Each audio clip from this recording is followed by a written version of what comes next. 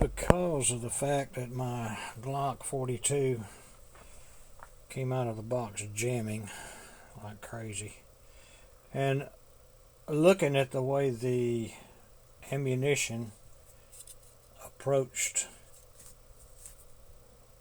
the feed ramp on the barrel, if you can see that okay,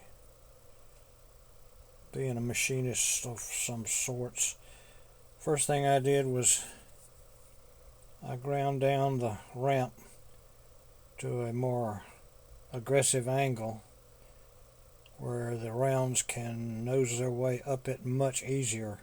They were butting right into the end of it. Then the next thing I did was I took the magazine and I ground it down to where I took some of the resistance off of the front of the cartridges, where they would ramp right on up easier also.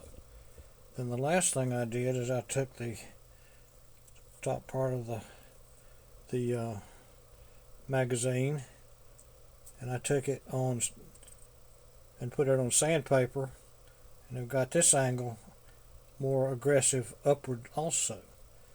So combining all of these things that I did, this absolutely totally cured the fact that this thing misfed, and I mean misfed to the point where I wouldn't want to carry it.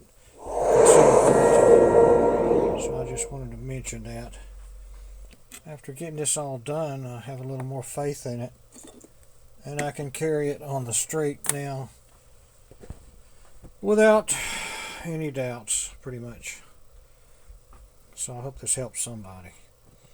I understand Glock has redesigned the magazines so that they are the appropriate shape now, just like I did it. But anyway, I took all of my Glock 42 magazines and I did the alterations to that. Plus, to make absolutely sure, I changed the ramp angle on the barrel with the Dremel tool. If you can see that.